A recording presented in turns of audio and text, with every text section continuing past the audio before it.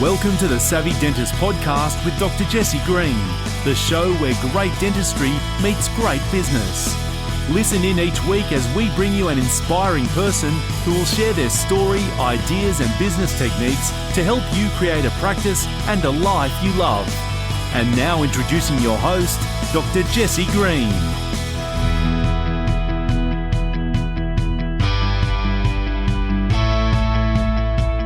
Jorge Gasco, welcome to the Savvy Dentist Podcast. Great to have you here, mate. How are you today? I'm very well, Jesse. Thank you so much for having me. Mate, well, you and I have been friends now for a number of years, and for the listeners on our show, Jorge is an intimate part of my business, whether it's our dental practice, whether it's our coaching business. He's the guy that helps me with systems and operations, and he's got an incredible pedigree when it comes to this. And what I really love about Jorge is his ability to focus on strategy as well as tactics. So before we get into that, Jorge, could you just give me a bit of an overview of how you found yourself in this kind of work? Because it's not the average kind of career path that you've had. So I'm wondering if you can share a bit of that with our listeners. Sure, Jesse, 100%. Well, it's been a long journey. So probably it is for everyone in business, but basically it started, my background is industrial engineering, so which is process engineering, process improvement engineering sort of thing. And my background started in Colombia, which is where I am from originally. So you basically learn a lot of that. And then over time, I went into different spaces of that in manufacturing, logistics, supply chain management, and project management, and so on. And then I've been always a bit of an entrepreneur in my background. When I was little, since 12, I've been always starting businesses, from selling eggs to selling empanadas, which is like a dumpling sort of thing, basically door to door with friends and so on. So I've always had that entrepreneurial flair for me. And when I came to Australia, I started working on an engineering company after my studies. And then I realized that really what I wanted to do was to get back into being an entrepreneur and running my own business and all that. Then what is interesting about the story is that I started my own website. I didn't even started on doing services for people just yet. I started my own website, and it was basically just learning and trial and error really on that end, because at that point in time, that was in 2006, 7, there was some education around how to start an online business, but not very much. So there was big learning that I had to go through and basically learn from creating a WordPress site from the scratch, to understand what is a domain, to understand what is hosting, to understand all that out of nothing, basically just Googling. That was my main tool of training, was Google. Alta Vista back in the day, mate. Yeah, exactly. So you become quite resourceful, not being money, but quite resourceful on finding information really. So I learned all that. I created my own website, and it was basically making an income based on affiliate marketing, right? Getting a bit of a commission out of people. It was a travel website, so people were just booking things through the website and basically booking accommodation or flights and etc. And then I was just getting a bit of a clip from that. Yeah. And that was the revenue of the business. That was the business model. And then I managed to pretty much replace my own income that when I was in the engineering company. And then I decided to just go on my own.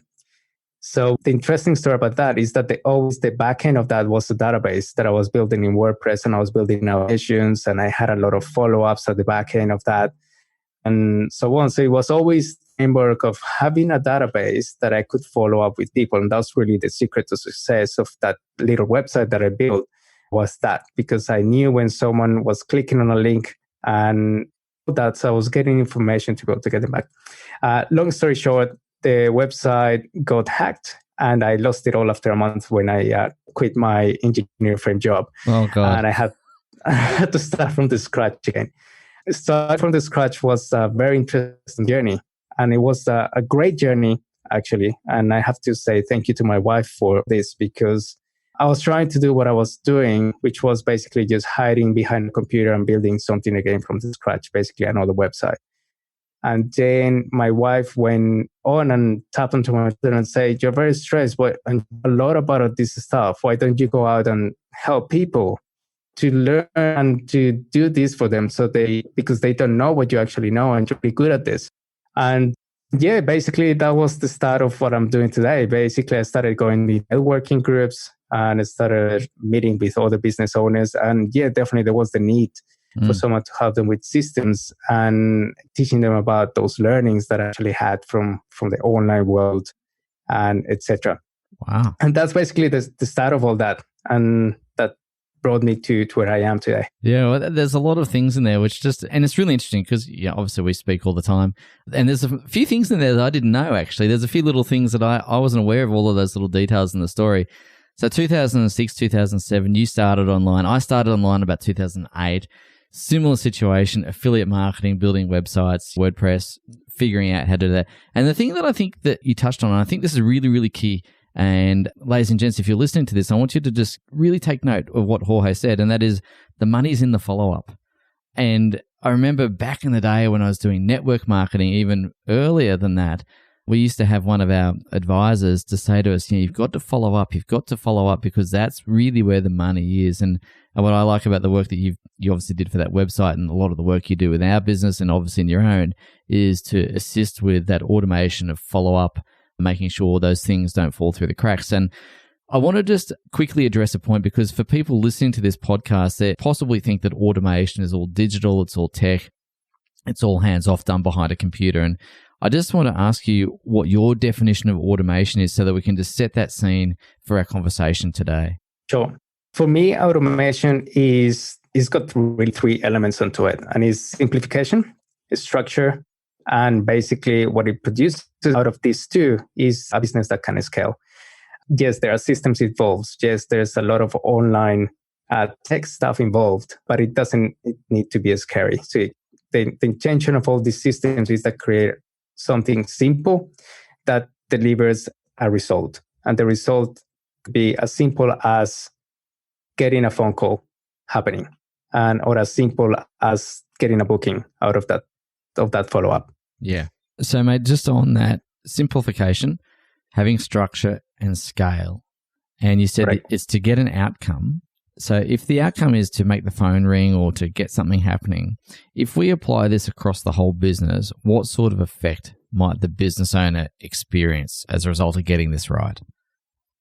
Well, it's mostly as you put it on your own work, Jesse, is really working less and earning more at the end of the day. Is what we want is a business owner that can remove himself out of business with systems in place. And that could be an online system or is simply a procedure that someone else can follow. Yeah. Okay.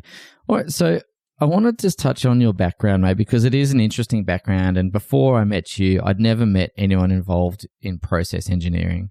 And what I always really like about our conversations, whether it's on Zoom like we're doing now, whether it's live here or when we travel, what I'm always enjoying with our conversations is your ability to think strategically as well as tactically.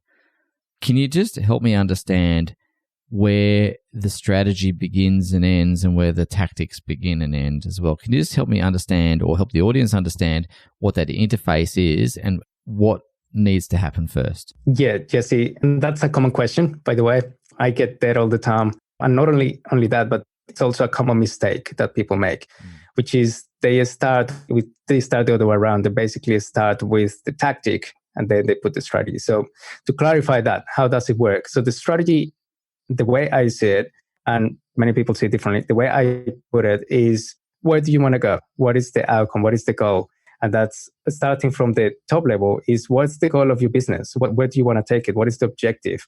Is the objective to remove you from the business so you're more on the business owner role, or is the objective just to get more leads right now because that's what the business needs? And that evolves, by the way. Those goals change as the time goes, and what the business wants, the business owner wants out of the business also changes. So just to keep that in mind, the strategy is not a set on a stone thing that you the document or idea that you put in place. It's actually something that evolves quite often.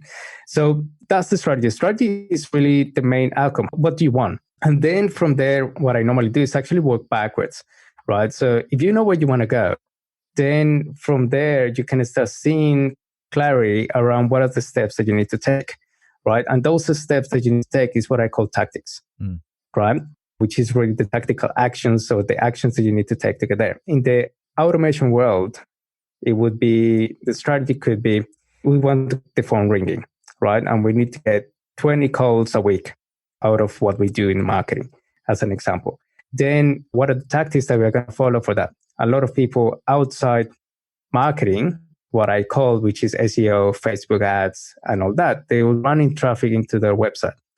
And that's all those activities are part of the tactical exercise that will come into the flow for the automation process and the system that goes at the back of that, right? So the tactics that you will follow in the back end will depend on what are you doing in the front end. So often people see automation and systems as something detached, but it's not. It is important to know if you are doing SEO, then the strategy for automation might be slightly different to what you could do with a Facebook ad if you're running those ads into specific landing page, as an example.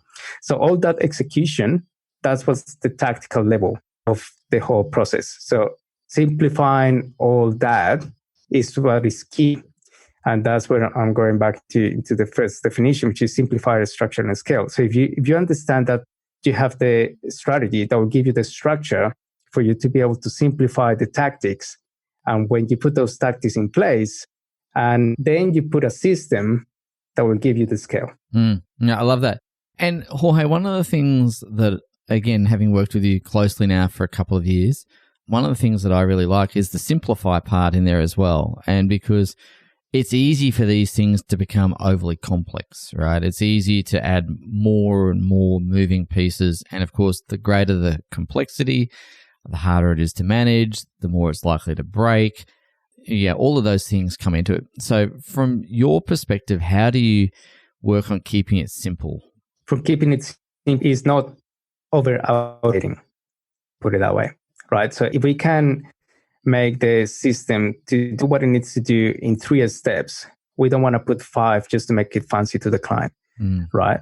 Or just to make it look nice. So if you want to get someone to call, right, and they use mostly SMSs, then we want to remove the emails and focus on SMS to make it simpler and achieve the outcome, right? Yeah. Again, the follow-up, there's so many different options for you to actually go through this. I often call the automation world a blank canvas because it really you could do anything these days with chatbots, with automation systems like ActiveCampaign, which is the main system we use, and with ClickFunnels, which is another system that exists out there for creating landing pages and so on. There's so many different moving parts that it makes it all super confusing. So the way you simplify is clarity, put it that way. If you know the strategy, which is the outcome that you want, and you already know those tactics that we want to follow, and we already know this, then that simplifies what systems are you going to use to be able to do it. So it's that clarity what really gives you the simplification. Because you don't know what you don't know, and that's where people get confused, and then you start doing things that are over the top just because you think that that's the correct way. But you don't know what you don't know. But first of all, if there's something that you could do, if you're looking to do systems, to put systems in place and automation, the first thing you got to do is clarity. Be super clear about what you want. I really love that. And reminds me, listening to you speak, it reminds me of that great quote. And I can't remember which famous author said it. So I'm going to totally butcher this. But the quote is, I would have written you a shorter letter, but I didn't have time. Because if you can do it in fewer steps, it's much more elegant than try to have 5 steps, 6 steps, 7 steps. If we can keep it to 3 steps, which is why your business is 3 steps business, right? But if we can do it in 3 steps, that's much better than 5, 6, 7. But I think for the novices, it's really easy to suddenly go to 5, 6, 7, 8, 9, 10 steps rather than going, what are the things that I really need? What's the clarity piece? What's the outcome?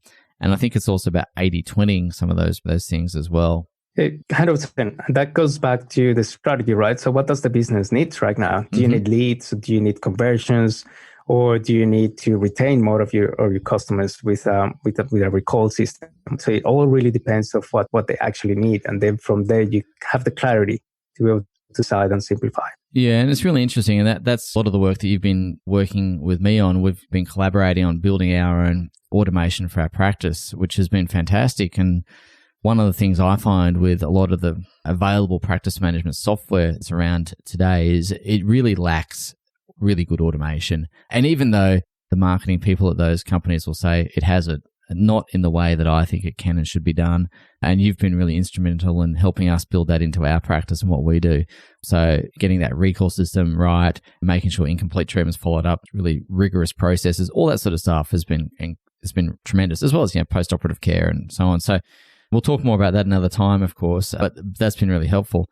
But if we could lift the lid off your head and examine your brain, which I know sounds very macabre, I'm curious to ask, what is it that you think about when it comes to systems? We've spoken about the strategy, we've spoken about clarity.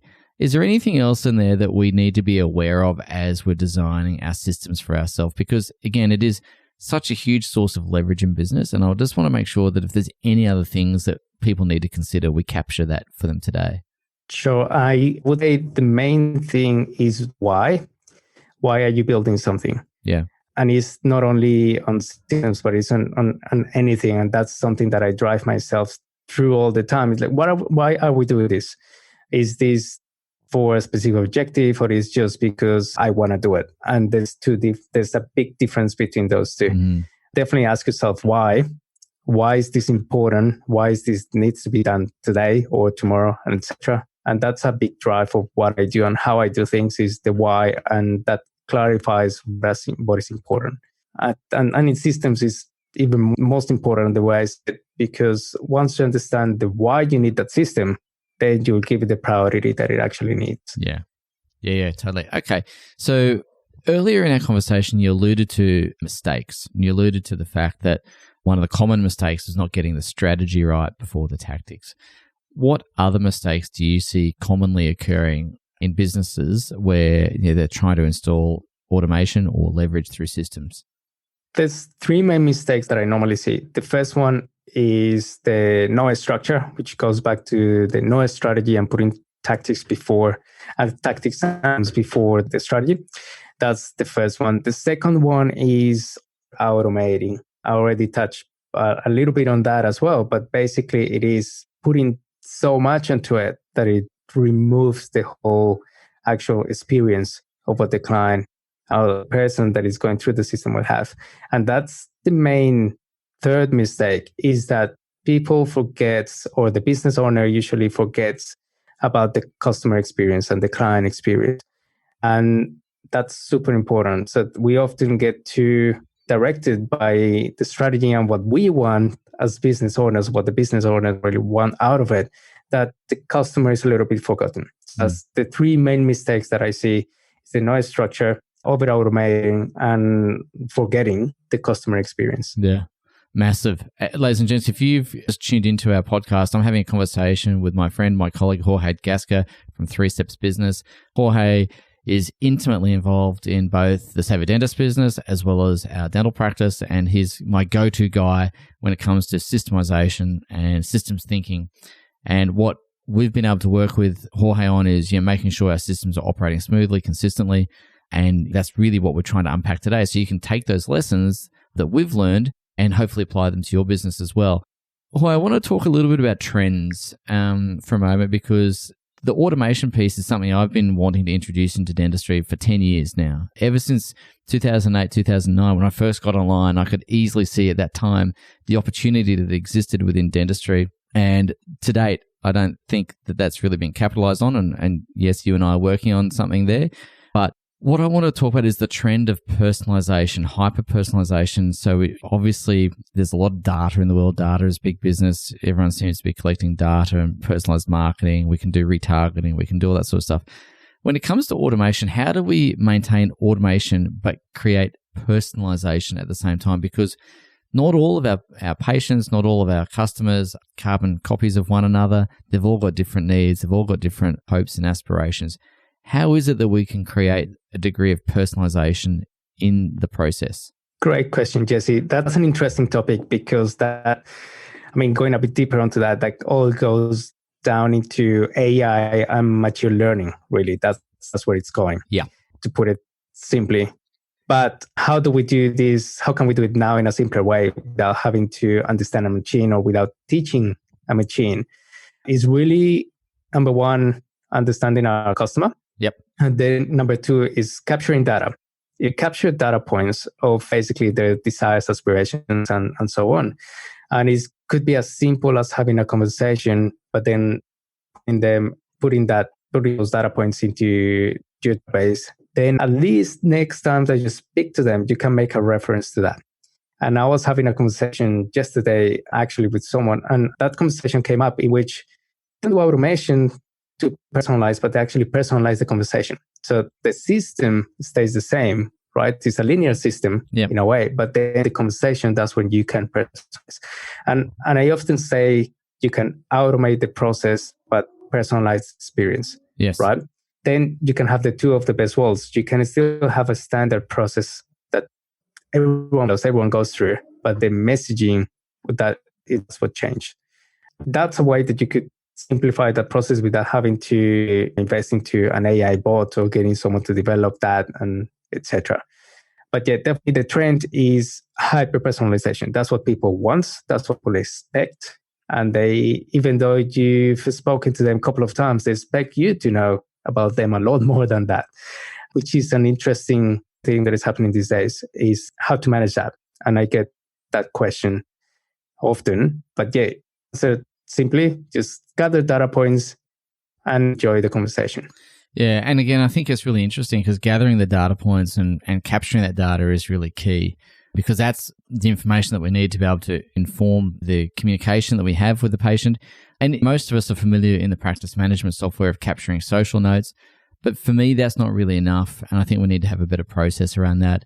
And one of the things that we talk about is making sure that all of our systems we have a systemized and humanized concept. What you've just said, you have a linear process, and it's the interaction, the human to human interaction, which provides that flavor, that salt and pepper, the seasoning, the spice to personalize it.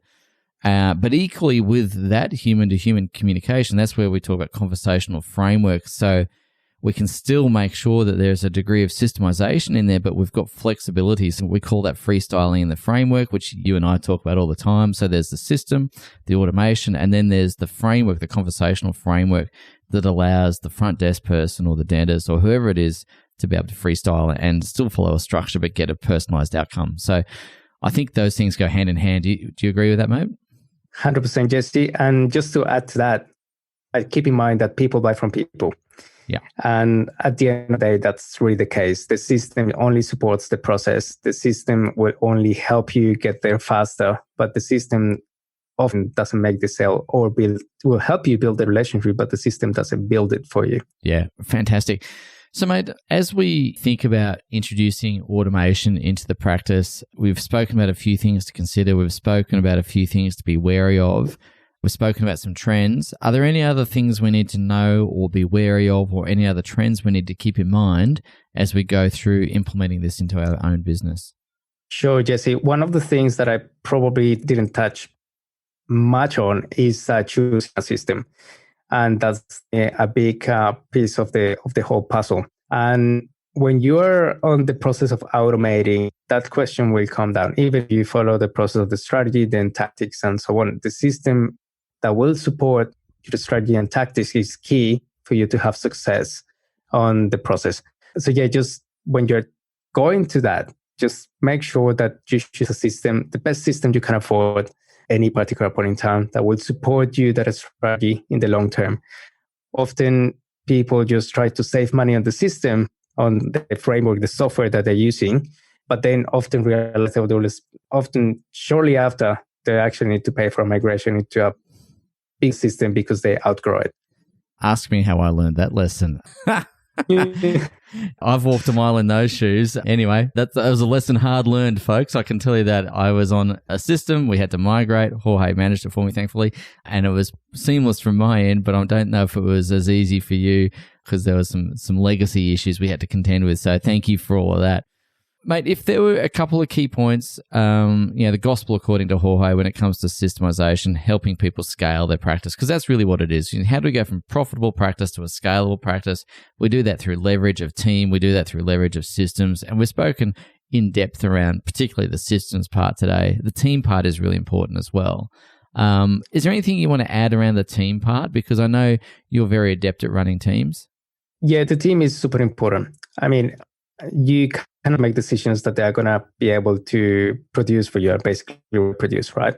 Then again, choosing a system, from writing a procedure, from using the language that they will understand, you always need to be thinking about the person who's going to be doing it if it is not yourself, right? It's easy enough when you're doing things yourself, but once you need to get into teaching someone, so another system that you probably want to put in place so you can get things out of your head into someone else for them to do it. And that on itself is a system. I'm a big believer, Jorge, that as people scale up, we need to see our businesses as training institutions, right? And that comes through systems and team.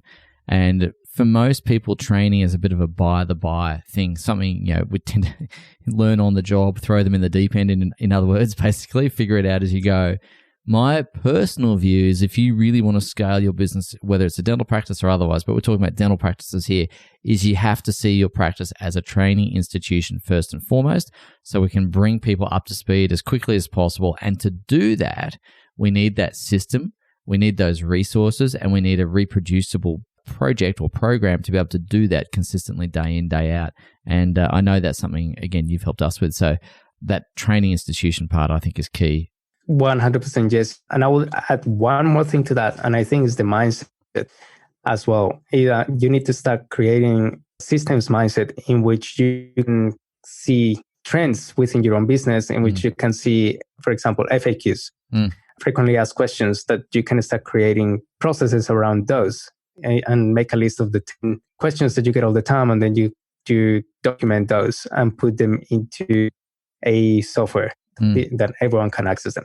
But it's that mindset of thinking, what is repetitive that I can create a system for, or I can put a software into. Yeah, I love it. I really love it. That's fantastic. Mate, you've been really generous today, and I love our conversations always, and I love hanging out with you, and we get to do that a bit. And today we actually got to hit record on one of our conversations, which is always fun. If we were to ask you for the gospel according to Jorge, when it comes to scaling your business, whether it's to do with systems or team or anything else, any last thoughts you'd want to leave the audience with? It's so simple. The first three words that we share at the beginning is simplify, structure, that will give you the scale. Yeah. Love it. All right, mate. Thank you so much. You're an absolute gentleman. I love our conversations, and thank you for all the work you've done with me on a personal level, and thank you for sharing so generously with our audience today, mate. You're a scholar and a gentleman, and I'm very pleased to be able to count you as a good buddy. So thanks, mate. Thanks, Jesse. Anytime. And I can be reached out at any time via LinkedIn. If you are listening to this recording and want to reach out and bounce few ideas, feel free to follow me on LinkedIn. Too easy. Thanks, mate. Thanks, Jesse. Cheers. Thank you for listening to the Savvy Dentist podcast with Dr. Jesse Green. For more free tools and resources, join the free Facebook group. Visit drjessegreen.com/Facebook. And for more episodes, visit drjessegreen.com/savvydentist.